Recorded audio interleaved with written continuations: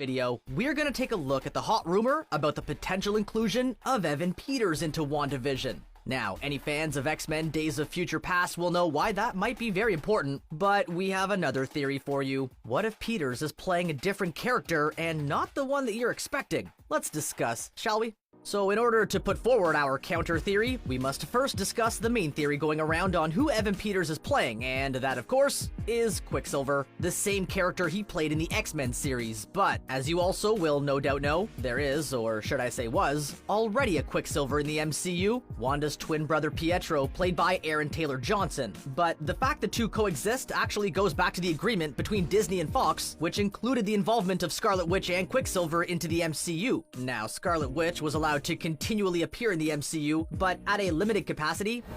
You took everything from me. With a number of her powers not being able to be used. However, Quicksilver was only allowed for one movie, hence why he was killed off, and why he continued on in the X-Men series instead. But as we all know by now, since Disney took over Fox, they no longer have that issue, and no longer have restrictions on which characters can appear. It has long been theorized that WandaVision is the MCU's adaptation of the House of M storyline, which sees Wanda wipe out a vast majority of the mutants in the world. But WandaVision could act in reverse, and actually bring mutants to the MCU instead of wiping them out, and lead to the introductions of the X-Men and company. Episode 4 of WandaVision already hinted at the introduction of the Fantastic Four with the mention of the cosmic microwave background radiation, which gave the Four their powers. So it is plausible then that WandaVision is set up for the wider introduction of Marvel characters. But getting back to the initial theory, that could mean Wanda could bring Quicksilver back to the MCU, but not as Aaron Taylor Johnson, but as Evan Peters.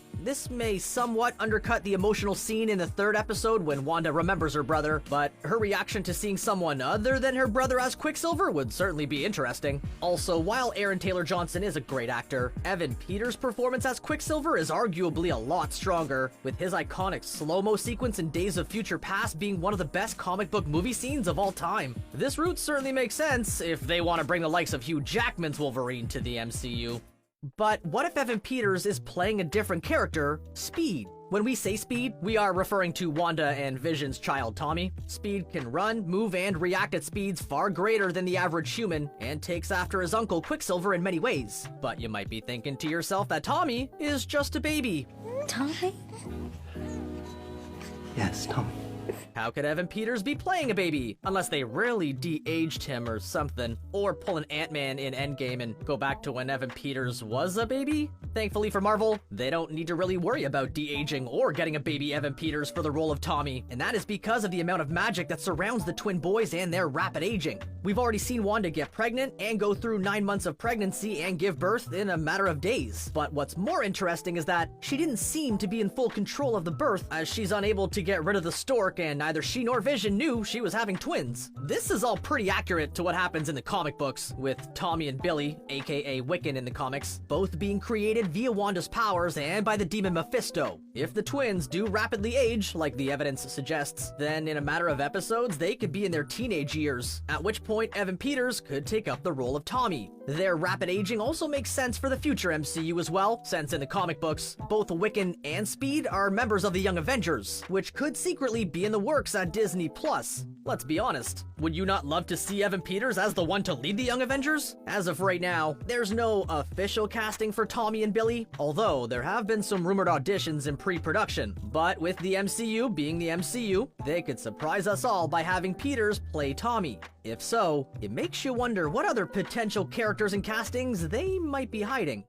Now, in Days of Future Past, Evan Peters is undoubtedly declared as Quicksilver, giving Disney less room to be able to turn around and say, actually, he was Speed. But having Peters play Speed could work in a better way, and make more sense overall, especially if Marvel are keeping the two series separate. Arguably, and this is just my opinion, Peters' performance was actually more akin to Speed than Quicksilver, with his lazy and rebellious personality more fitting for the character of Speed. Also, Speed seemingly has a bigger path ahead of him in the MCU, especially if they are in fact setting up the Young Avengers, and having someone as charismatic and as proven as Peters could really help launch that series. It would also allow Aaron Taylor Johnson a second chance to play Quicksilver, and have the emotional payoff of him reunite with Wanda. She did seemingly bring Vision back to life, although episode 4 makes us question what exactly alive means in this case. Also, thankfully for Peters, despite being 34, he still has a baby face and could still pull off early 20s. As well as this, Tommy and Billy are not meant to be identical twins, so he wouldn't have to play two characters. So this is a win-win. But who knows? Either way, seeing Peters play a charming speedster once more is a victory for all of us fans, so I'll take it either way.